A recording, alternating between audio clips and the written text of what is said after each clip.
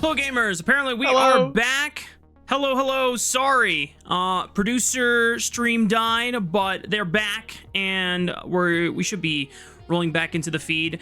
Last thing we saw on the draft, at least for the HongQ feed, there was... We need our feed. I'm sorry. We need to see what's going on. We don't have a way to see what's shoot. going on. Oh, crap. I looked somewhere else. I can tell you that there was a Silas locked in for HongQ as the very last pick. Hang on. Feed coming up. Pause champ. Okay. Boom. I'm Okay. back. I knew I was on screen. And I knew you were on Cassante. screen. Go on. Yeah. Okay, there we go. Cassante, Jarvan, Silas, Ash, Seraphine for JDG, Rumble, Skarner, Azir, Ezreal, Nico for WE. We're going to see how the story unfolds as we hit Summoner's Rift for game number 1.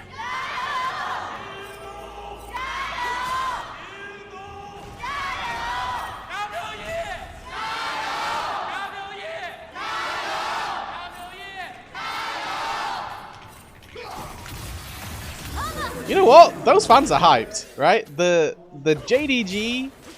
Okay, hold on. There's fighting currently. Karis, A force flash from flash. Karis. Okay. Woo! Dude, I love the level 1s. Everything is just a sheer state of panic. And now, multiple summoner spells are blown.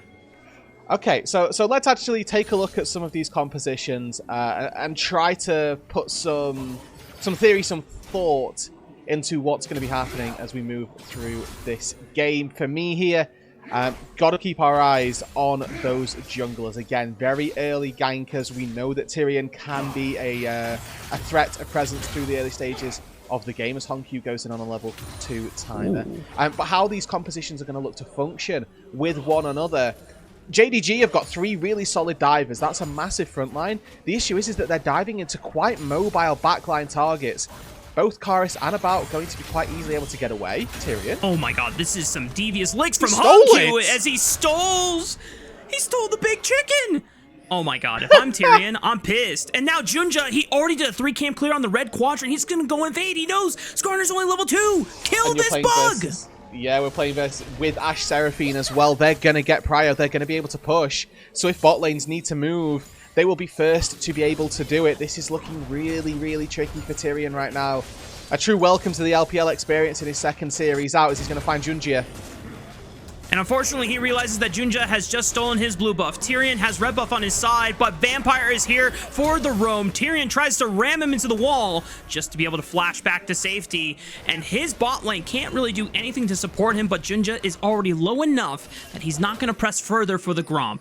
And what's so perfect about this as well is that Gala actually got to find a cheater recall. Oh, beautiful stuff by HongQ. Sets it up knowing that Karis didn't have level 1 flash, and JunJia pays due with his own. That's first blood on the table.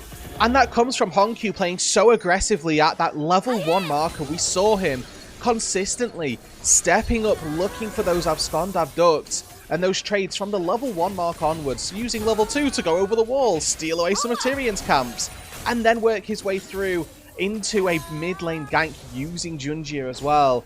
This is the perfect play, the perfect start for JDG.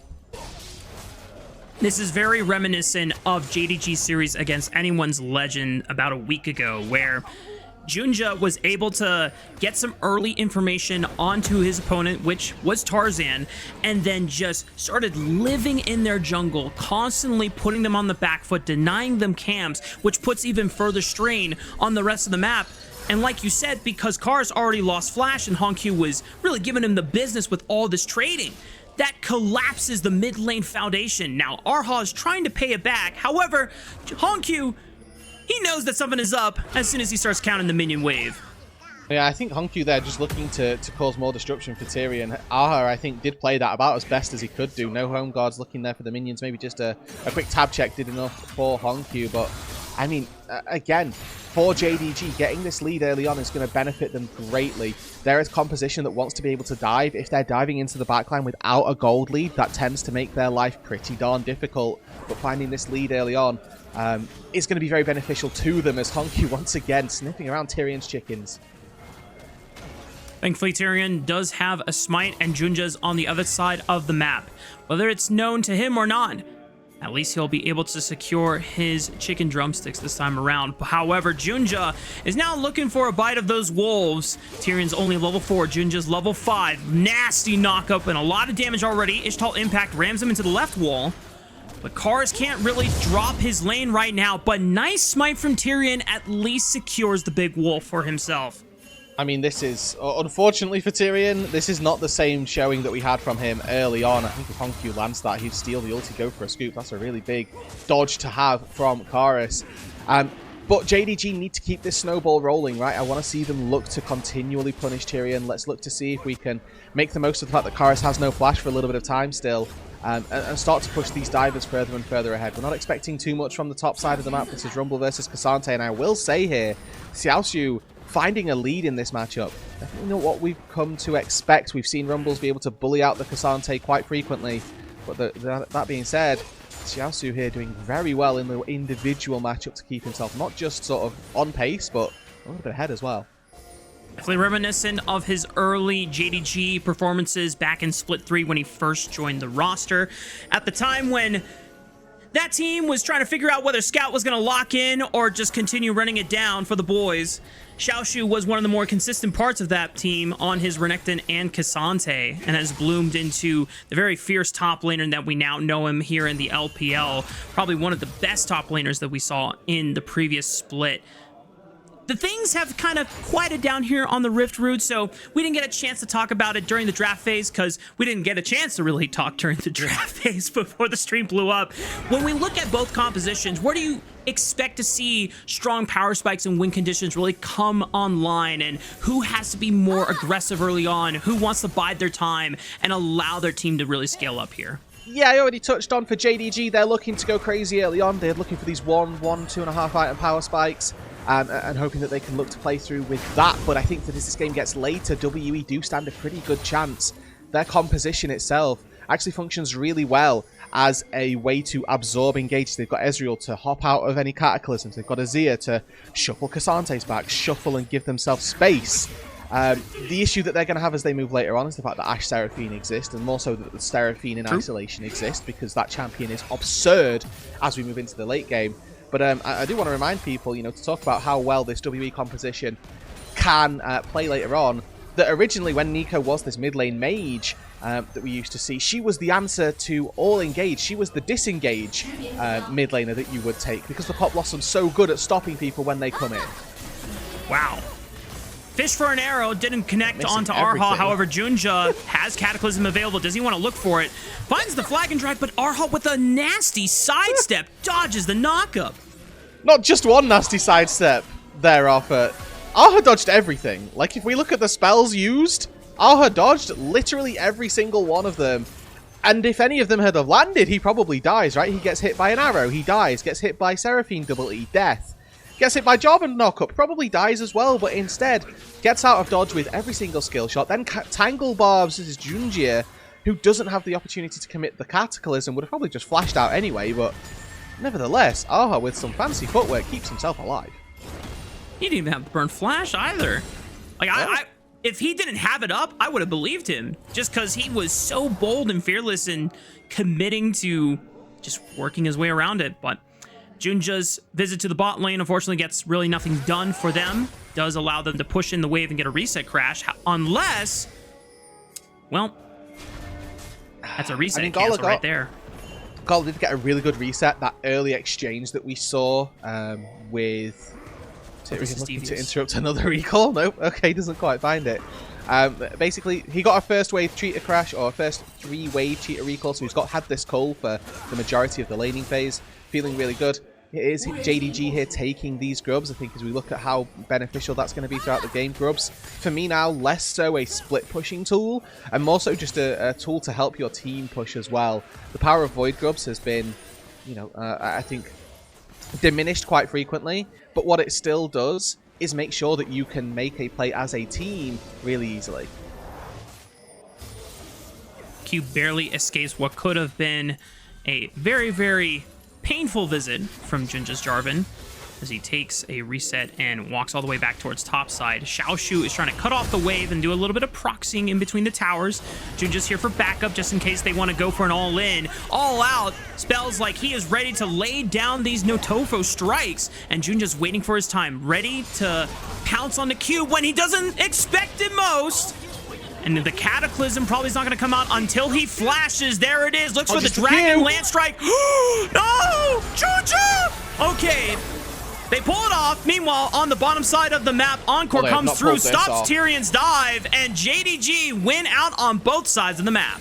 Yeah, there's that obligation factor for Tyrion. Oh no, my top laner's dying. I've got to make something happen down on this bot side. But you can see in the replay, down on the bottom right-hand side of your screen, everything went wide by WE this time. JDG were able to escape. You can see Gala and Vampire had to use pretty much all of their summoner spells, but they did live. They did survive that engage, and they found a kill as well.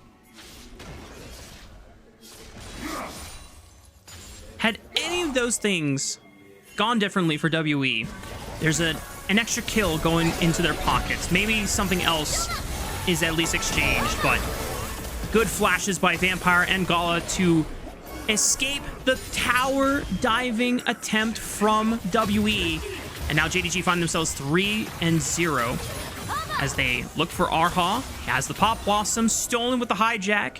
Does not commit it. We've got a dragon available, and the rest of JDG feeling confident about taking it since they are currently up almost 2,000 gold. Oh, will this arrow hit? Whoa. Zone him, zone him, zone him. Ooh. Almost there. From the downtown by Gala. Really small thing. I know we praised Raafaa earlier, but he did end up with a really big flub there. Nico Pop Blossom not connecting onto a target, pinned against the wall is pretty egregious, and hopefully not a sign of things to come, as JDG are going to take this dragon. It's their second one of the game already. Continue to keep their foot on the gas. Again, this composition wants to find these early dragons, wants to snowball early on. As this game gets later, they are going to be reliant very heavily on the power of an Ashe Seraphine as opposed to the power of their top side, with how simple it should be for Karis and About to escape. JDG are on the right track so far. Halfway to a Dragon Soul. This one is going to be a Chemtech Soul. Does favor the likes of JunJia and HongQ, especially when you've got Seraphine right behind you, constantly keeping you healed up and shielded up. And then you're harder to kill as you get lower and lower on the health bar. By the way, Rude, you might want to duck in about 5 seconds. I think that arrow is about to come your way across the pond. You were close. Scrape the fridge. Gala almost got you, buddy. Meanwhile, Xiaoxu, wow, he's just trying to cancel his back. This is taking proxying to the next level. You know, usually you push the wave and then you walk around the lane and then go and proxy it, or under the turret when your own minions are there. Very rarely do we see people just walk through the turret when there aren't minions there to go and proxy a wave. He didn't end up doing it in any case, as he does find those minions, but I do think that for the time being here, it's a really good position for JDG to be in. 2,000 gold to the good. They've got Gala looking for another arrow. Oh, they predicted it! Gala knew that Vampire's Encore was going to force a flash, and he read Raafaa like a book.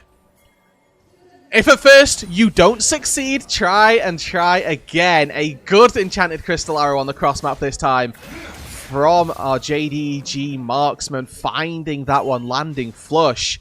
As Karis does complete that mid lane quest, but he's really struggling in this 1 versus 1. HongQ needs to land this. HongQ does get scooped into the turret, but he's got Vampire right behind him for reinforcements. Does a decent amount of damage to Karis' health bar as he is forced to potentially take a recall. They already have About and Raafaa reinforcing the mid-tier 1 just to make sure that they can pick up this wave and it doesn't get lost to the void. Okay, we're looking for a play with Tyrion. Peeks his head over the wall, sees 3 people, runs away immediately. I mean, we've got this Herald spawning in about a minute's time, and for me, this is just, you know, really easy pickings, I'd like to think, because let's see what actually happens here. So, Encore flashed away from. Arrow lands flush. Excellent execution by JDG. Looking at this Herald, though, with it spawning in about a minute's time, this just feels like it's going to be fair game for JDG. I don't really see a world where WE look to contest this. We're looking for that second item spike for About. Proto Belt not even finished for Raafaa just yet, so that extra opportunity to engage, or the ease of engagement isn't there for them just yet. And the items just don't really have that same level of power as we do for JDG at this present moment, especially with the levels and the stat check that they can do with that as well. Sure. I'm a big fan of Protoplasm Harness. Very efficient tank item, but that item is nowhere near as damn good as Sundered Sky on a Jarvan. Let me tell you how tanky that guy can be just through the power of Sundered Sky procs and heals. As rest of this team... Yeah. Yep. Oh, hey, Arha doesn't have Flash. Thankfully, he's got a Blast Cone, so he's going to get out alive here. Rift Herald does spawn now, and the rest of WE are trying to see if they can find a path to safely check it and challenge it. Karis, nice lovely buffer from HongQ with the upscud up duck. Baits out the Emperor's Divide and says, thank you very much. That's no Azir ulti down for another 60 seconds. Yes, this should be that Herald going over as we thought about, and then we look at the next objective up on the board. It's 1 minute away from a dragon and a potential soul point as Gala's looking to find another one. Ooh. Inches away from Karis there. Just about. Gives him a little haircut on the way as he farms these minions. Again, like I don't know that any of these neutral objectives for the next 5 to 10 minutes are going to be contestable for WE. JDG played such a flawless early game. You know, they've only got a 4-kill lead here. That's equivalent of about 1,500 gold. But the gold lead across the map is 3,300, and it's evenly distributed as well, which goes to show you that this is just a pretty decent shellacking across all fronts. It's not like we didn't predict this to be the outcome for WE and JDG. JunJia now looking for a bout. He already shifts away, still has a flash, so JunJia's not going to pull the trigger on the Cataclysm. Wants to maybe save it for this upcoming dragon fight. You already see that WE feeling pressured to contest it. They're the first ones in the river, but HongQ has the inside track on the bot side. Yeah, so how does a fight actually look good for WE here? I mean, it kind of has to be a flubbed engage by JDG, or Arha hits the absolute nuts on his ulti, right? Like, every single person knocked up. Scooped by Karis, then shuffled into the turret by Tyrion with the ulti, then an equalizer while they're knocked up under turret, right? Like, it has to be all of these things coalescing. And that just doesn't feel too possible with the amount of dive that is coming through on this JDG side. Finding all of the divers and then getting access to Gala Vampire is going to be incredibly difficult and not something that I would say is particularly replicable around this dragon. And you can see that WE sort of conceding that as well. As soon as JDG start to flex their muscles, they make their way in. Yes, they've got this crab down, but I feel like this is a bit of a formality once again. WE try and find something elsewhere. They disagree with me though. They're doing something. It was curious because JunJia just went for an instant smite on the dragon, and I was like, wow, is he that confident they're just going to burn it this fast? If Tyrion knows or ever finds out, there was like a small 15-second window where things could have been ugly. And JDG decide, okay, maybe we can't just burn it right away. We need to fix some things first, as the mid and the bot waves are constantly getting challenged by WE. And at the end of the day, they give up pressure on the dragon. They're allowing Vampire to reset, get those wards refreshed, maybe try it again. And hopefully so, right? Like they've got all of the resources to be able to do this. And they can even use Xiaoxu TP here if they want to. You can see he's eager to try and get that crystalline overgrowth, try and break that turret. But with the teleport available, he can TP in, be a massive threat with a huge HP shield as well. One that currently WE cannot cut through. We have got that second item spike now for about, so that's their best real chance to find a fight as soon as that Mirror Mana gets ticked over in just a couple of autos time. Maybe the Ezreal can go crazy. Oh, Tyrion tried to flash to look for Vampire, but doesn't pull the Impale unless it's on the two people. There's the nuts! You called it, Rude! There's the nuts for sure! That's a hell of a sack tap! And there's the glaze on top of it from Cube with the downtown equalizer! Tyrion secures the dragon as well! Scoops HongQ into the wall! And Jindong Gaming just had a disaster play! And they just weren't set up for it. They used 3 people to try and take that dragon. WE committed 5. You can see that HongQ and Xiaoxu came in way too late to that fight. JunJia just bailed out over the dragon wall, left his bot lane for dead. Gala Vampire both used their flash, and Tyrion on the Skarner does hit that massive play. Yes, he doesn't quite find the connect on the initial E here, But what he does is forces Gala's flash away from the Impale, and that gives Raafaa the free roam in. Thank you very much. Knocks Gala up, finds the stun afterwards. This Ashe can never be a part of the fight. Equalizer over the top, finishes off the deal. And then there's this 5v2 almost with the two solo laners, and it speaks to the gold that JDG did have. That Cube almost falls, Raafaa almost falls. But the fact that they didn't, that's the big deal here. And WE find that fight they needed to keep themselves in this game. And just like that, Jindong Gaming's gold lead has diminished to less than 1,500. They're still in the lead, but that Drake stacking condition has been slowed down, which has bought effectively another 5 minutes for WE to continue scaling in this game. Baron has spawned here at the 20-minute mark. Rest of JDG trying to hunt for Karis on the top side. Instant EQ flag and drag knockup. HongQ has his own Emperor's Divide that he's stolen. Encore is a big whiff, but they use the Emperor's Divide to try and push Tyrion away from Raafaa to make sure that they can get away. Azir's turret is still doing a lot of damage despite Karis being dead. JunJia gets scooped up at the Pop Blossom, but he EQs out. And the rest of JDG make their grand escape. I have one word for you folks at home. Seraphine. Just watch Vampire and the healing that comes through from this champion in that fight. I mean, that was mental. They should not have survived up there. They did find Karis. They didn't take out Tyrion in the end, but they found one kill and got away with it. They got away with daylight robbery, really, taking down Karis there. As I mean, for WE, the job not yet done, obviously. They found that one quick fight, but they've still got a lot to do. They've still got to show that they can play the map nicely, keep themselves relatively close, and look to replicate that fight around the Dragon once again here, as we can see about landing some pretty decent skill shots here onto Gala, despite the fact that Vampire's right there to keep him healed up. JunJia, though, back to business. Another turret, another fight, and another kill. This time on the bot side of the map. They take out the turret first, and now it's all business as they laid down the pain train. Cube throws on the equalizer and tries to flash away, but cannot flash away from an EQ flag drag knockup. Xiaoxu finally gets the kill credit. And we're 2 minutes away from the next dragon on the board. And this has proven to be some of the I won't call them problems because it's unfair to Tyrion to say this. Whoa! Okay, never mind. Okay, well, Gala throws on the Ashe Arrow. Xiaoxu and Vampire here to back him up.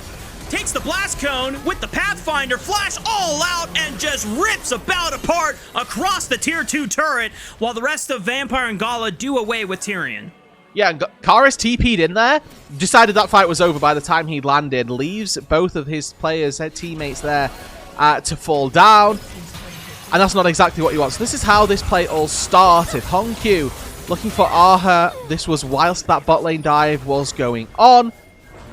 Finds the quick pick onto Nico. Tyrion spots a rogue Jarvan in his jungle. A couple of spells going wide there from about. Does mean that JunJia lives a little bit longer, and he ends up arcane shifting forward to try and find that kill, which is ultimately the cost of his life here. Good dodge on the Q from Xiaoxu, but he just says, well, you can't dodge a flash all out. That's not happening. And a good quick pick finds it there. But for JDG here, slight questions coming into play, right? They are slightly fumbling around this mid-game. There have been a couple of execution errors, whilst we still say JunJia has been performing very nicely, right? He's done a great job at making sure that he gets out onto the map and in this mid-game, taking down these turrets on those sides. Do think that if they're unable to play these 5v5s as appropriately, they could struggle. Well, Roodood, I have a proposal. Let's never fight a 5v5. Let's just go continuously for side lane plays. And I mean, that's working for them right now. They are quite easily able to just pick off this rumble. Again, we highlighted it in the draft. No flash usually or no mobility, and this time no flash usually means that the Jarvan's going to be going there, cashing in on his sort of pre-300 gold and making that work. This time out, though, it's a bit of help with the mid lane. Arrow onto Tyrion. There's the rest of the CC train, and there's nothing that this poor Scorpion can do. Flash just to get silenced by a Cataclysm. And that's a hell of a dunk from the rest of JDG, being able to absolutely pwn WE's new jungler coming in. And with no Scorpion on the board, I think it's time for this Baron to be taken. Yeah, I think that JDG think that too here, Raafaa, as a stolen equalizer comes out to deny any mid-turret threaten. Do think that this is going to result in another dragon going the way. Hold on, HongQ, are you in trouble or are you going to 1v2? He's kind of saucing on them, low key. Oh, okay. He's burnt the pot. All right, well. He was in trouble. To answer everybody's questions, he was in trouble. He didn't have the sauce. Nope. He might have had it at one point once he started healing massively off of the Kingslayer, but then you bring an Ezreal to the party. Oh, poor Cube. Does he have teleport? Out. Run! Yeah. Get out! Okay.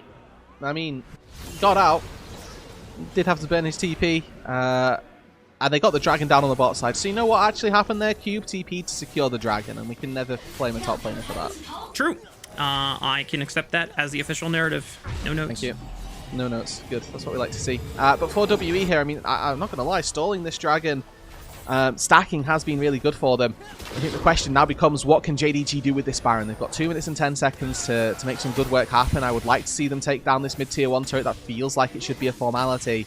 But also that bot lane tier 2, I think is going to do great work for them using these side lanes. They've done such a good job at picking off Karis, picking off Cube on these sides. If you take out that tier 2 turret on the bot side as well, just gives you more and more access through this mid game into the late game to try and find more gold, open up the map for yourself, and have a good time of things in that venture. Yeah. So for JDG, who have kind of maintained the gold lead on their side, but haven't made any meaningful strides to close out the game since nearly 10 minutes ago when they botched the 3rd dragon fight. Baron buff on their side finally allows them to knock out the tier 1 turret in the mid lane, making some movements over to maybe do the same on this tier 2 turret in the bottom lane. Rest of WE are going to try to answer. I do think that this is the big ticket play for JDG. If they can take this tier 2 turret, the map opens up for them again a little bit more, and those side lanes become much easier to play. If they can't do that, though, that's a really good hold for WE. Gives at least one of their solo laners a little bit of a reprieve. 1 minute left on this Baron, so about 3 waves left to go as WE are looking for a fight. Here at least went forward, but absorbs an arrow, absorbs an encore. It even hits about in the backline, and Tyrion, all he can do is just find an impale, but no one from WE can follow up. Everyone's just trying to bail at this point. JunJia looking for a Cataclysm to follow up, and the rest of WE are ready to give way on both of their tier 2 turrets. Still have Emperor's Divide, still have Pot Blossom available, but the hopeful hold for WE has not been successful here. May even lose out on a little bit more with no jungler, no big front line to help them out. You can see JDG posturing aggressively here in this mid lane. They do back away. They are going to look to spend that gold. Continue to keep that gold lead nice and primed, up to 6,000 at this stage. And it's about this size of a gold lead where you start to say, well, compositional differences be damned. Did HongQ know that was our haul? I don't think so. He found a 3rd minion. He found a 3rd melee minion. I was like, this minion is really tanky. Well, you appear to take the same amount of damage the rest of the minions do, which is the tricky thing. And especially in, like, it's going to take a while. Like, a lot of these players, I mean, I don't know how long Karis has been playing League of Legends for. Or rather, you know, how long it's your HongQ been playing League of Legends for. Very young mid lane. We'll hold that though as the replay comes on through. Tyrion, yeah, goes forward without the rest of his team. You can see where Aha is. Those two really need to be linking up. The Nico and the Skarner need to work together to try and find those fights. If the Nico and the Skarner are on opposite sides of the fight, that's not going to go too well. But for HongQ, and you know, to touch on the Nico point again, that I actually think it's a lot of years of muscle memory that need undoing. For so long, we've had 3 melee creeps. Now, there are sometimes 2. And if that's going to catch you out once every now and then, I think that's a fair transgression that I can overlook. Wow, 3 melee minions. My lucky day. I'm getting extra CS gold. It's 2025 again. No way. Well, JDG have a 5th dragon to prepare for, as another Chemtech will brace Summoner's Rift in about 50 seconds time. WE pushed up from their tier 2 turrets falling, but they have made their way at least into the entrances of their jungle. But as they do, JDG are holding a decent vision line. There's good teleport wards, though, for both Cube and Karis if they want to get very, very fancy with some flanks here. I think that, you know, as Cube, you can maybe make the argument for that. I think that at this stage in the game, Karis does need to be pumping out DPS, throwing your way into the mixer for the hope of a good scoop. Not necessarily what I'm after in my Azir at this stage of the game, but we will see here. This dragon, not the be-all and end-all as it spawns in 10 seconds time, but it would be nice to see a good little bit of priority focused on this fight. WE again, and highlighted the power that it has as JDG. You know, it's below 50% threshold. Really good for a Cassante, really good for a Jarvan, really good for champions that have Seraphine on their side. And I think WE giving this up, looking for them in Tier 1. Teleport is coming in from Cube. He's looking for the flank. JunJia, do you want to commit to the dragon? Do you want to play for the fight? 2,000 HP on the dragon. They're turning it for the fight. All out separates here for the rest of the crew. And now Xiaoxu's looking for Cube. Dragon resets. Pop Blossom only hits onto one as JunJia just gets scooped back into safety. Raafaa is the next one to drop, and Cube could be next. HongQ and JunJia tag teaming it onto Cube, and this Rumble has burned his last flamethrower. They don't even care about the dragon because there's only 2 members left, and JDG are going to look to take everything from WE in the base. Yeah, the Baron's up, the Dragon's up. They don't care. They want to end this game here and now. They decided, actually, hold on 1 second. We've recognized this might not be the best idea. We can actually not end right now, so we're going to try and find that massive objective. The Baron will be their prize for that fight, and it's JunJia who comes up, who has the massive fight this time around. Excellent performance from the JDG top side, and we're going to get to see a little bit of a look at it here again. Tyrion once again eating forward on this Skarn and not quite finding anything in this fight. Good knock-up from JunJia. Make sure that he can peel away the Skarner as he fires a last-ditch ulti for no real reason. JunJia flashes forward to try and smite the dragon, realizes it's reset, but does actually make sure that he's able to lock up Arha. Flash forced by the Ezreal. Nico, no such luck, wants to keep that summoner spell until a future fight. And for WE, the chances, the hopes of having this compositional advantage, they may still yet exist, but it's going to be a long, long, long, long time before it ever comes home to roost. The decision-making towards the end of the fight definitely looked a little wonky on whether they wanted to commit to the dragon or go for a base end or some turret structure damage, but I think when you look at JDG's overall win condition and how they need to try and still make an effort to close out the game as soon as possible before even more gold comes into the hands of WE. The Baron buff makes sense. They have yet to put any real damage onto these inhibitor towers. They're splitting up their forces. There's a massive top wave that is building up in WE's favor that JDG are just trying to pretend does not exist for the time being. That top wave is the we win a Hail Mary fight and we TP and end the game wave right there. That's what we've seen this one before from previous episodes of the LPL.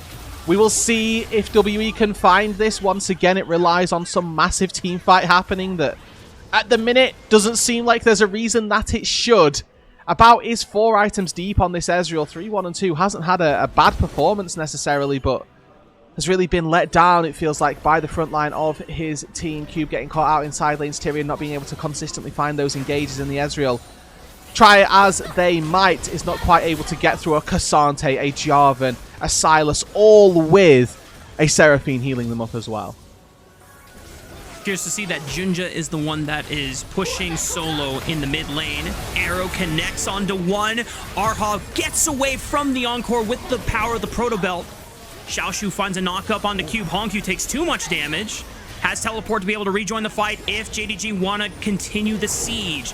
WE, Abel finds a mystic shot and takes out HongQ. That might be enough to defend the base for now. Yeah, that's going to put a stop to the Baron push. Look at the death timer, 50 seconds for HongQ. The Baron despawns, or the buff despawns in about 40, so that's going to be it here. And for JDG, it's a whiff once again here. This is your second Baron of the game. You spent the first one getting all of the outer and inner turrets. This one is the one that was supposed to break the camel's back to try and take the game. Instead, we talked about him just a little bit ago, has been playing well on this Ezreal and pretty much solo kills HongQ, who has in this game had a couple of iffy moments. 3k gold lead, but has been consistently picked off, found in positions that he ought not to be, and taken down for the 4th time this game, 1st time from about, but this Ezreal, there's a little bit of life just yet. about showing there is a reason why so many people were so hyped up about him in Split 1, making his LPL Tier 1 debut here with WE, and is continuing to be a strong sign of life that WE can try and rally behind. Obviously, Tyrion being the newest part of this rebuild for WE, has been put through the ringer with a classic JunJia HongQ special of just making the enemy's jungler's life a living hell and wanting to quit the game and go next. But at least he's playing Skarner. He will still be useful. At some stage, my Skarner will be useful. And I mean, we're pretty much there, right? Like, this is the time frame now where you would expect it to be Tyrion's time to shine. Where if he lands that big ulti, then we're happy. He's got sort of augmented the build as well. Gone for that Zeke's, gone for just a little more of a cheaper build path in recognition of the fact that he's got starved this game. There's no two ways about it. Level 15 versus JunJia's level 18 as well. So this is a real big disparity between our two junglers. A real big disparity between the two top laners as well. A Xiaoxu here, level 20 to Cube's level 18. But the rest of the map, and about being that slight level up over Gala, who is in fairness about to ding level 18 himself, but there are angles, there are opportunities, and again, the longer this game goes, the more items that are picked up, the more that gap closes. And the chance that the JDG dive style composition can be thwarted with proper play. Potentially a chance at this next dragon fight if WE can force their way into it. This would be Chemtech Soul for JDG.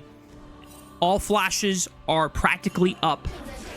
Seeker's Arm Guard available for Karis has a little bit of extra safety on his side. Raafaa a little tankier than normal since they went for a Frozen Heart second just to add a little bit more defenses so that this Pop Blossom is a guaranteed hit.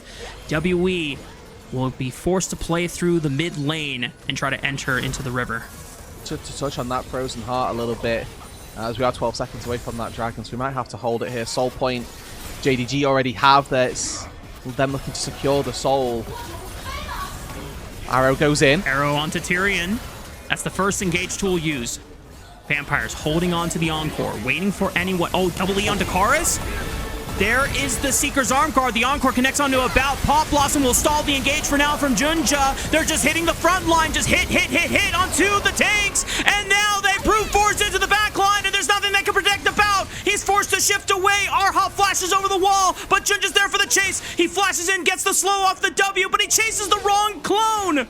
JunJia doesn't care about the Raafaa. They will look for the end as they've got teleports coming in from their top laner, and JDG will look to secure the first game win.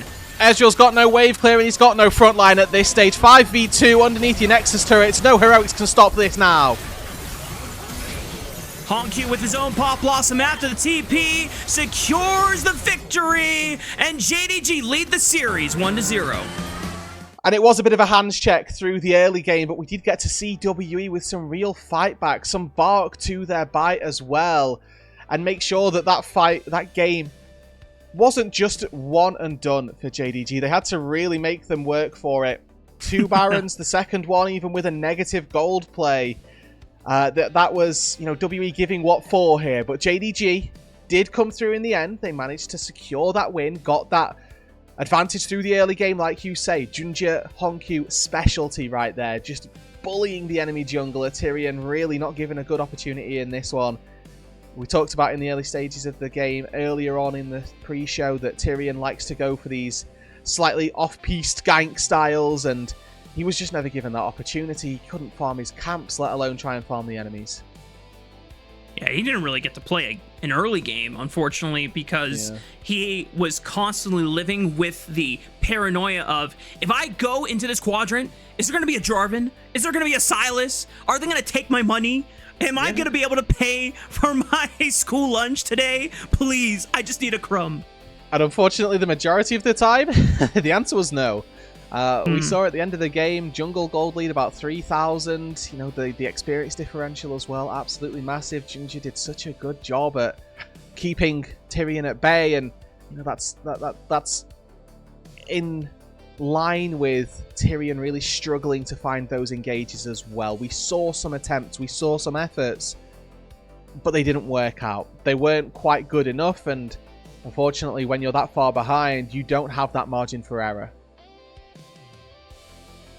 I can appreciate that WE were trying a different look for Tyrion, because in their previous series, they gave him Pantheon and Xin, which are both some of our best skirmishers in the meta that allow you a lot of flexibility in looking for those early ganks and plays, but you'll also still be pretty damn valuable later the game goes on. As we know, both of those champions have really good ultimates, whether it's for attacking the map or being strong in those team fights, especially paired in such an enchanter-favored meta, to say simply.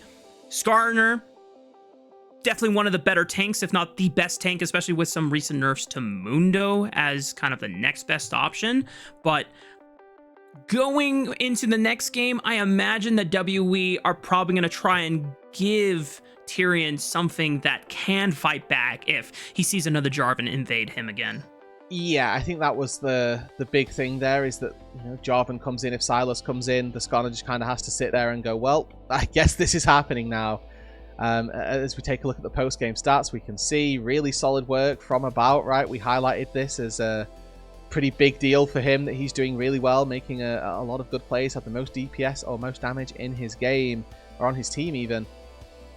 But for the rest of the side, the story, not quite as pretty. Karis with a 0-4-1 scoreline, not quite the Azir performance that we would like, as we take back a look at some of the highlights for JDG. This was the dive attempt from Tyrion, where he had already burned Vampire's Flash and then re-approached, and unfortunately only gets a cleanse and a flash from Gala, and the reposition sets him up for disaster. And oh my god, that arrow predict was so damn clean from Gala. He knew exactly what was about to happen. He was playing 4D chess there, Rude. He was seeing 3 steps into the future, and you know, this is that fight that we sort of highlighted as a possibility here for WE, and they found it once. Unfortunately, you know, the other point that I made during that was, how replicatable is it? Well, found out the answer was, it just wasn't. You know, as soon as WE hit it once, it was JDG that were more than happy to go, we won't let them do that again, and then they never did.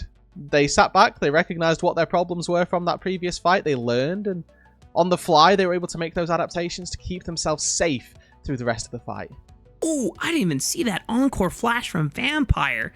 Ooh. Nasty. No, I forget how good Vampire in particular is with enchanters. Obviously, a lot of our top supports have adapted to the change in meta pretty darn well.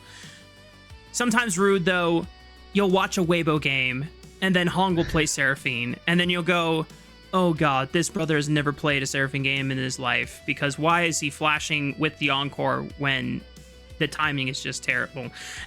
Unfortunately, I just hit Hong with a stray, and I know that Weibo are playing better in recent memory. So yes. hopefully that comes up more better. Sorry, that was just like a nah, man, you're Hong's biggest op. Don't worry, we know now. Don't worry. Whenever we put you on a Weibo cast, we'll be keeping track. Don't worry, we're looking out for that. I mean, the funny thing is, I used to be Vampire's biggest op, because I would see that guy did some disgusting things of missing flash combos. And yeah, just quickly, rightly so. Carry on.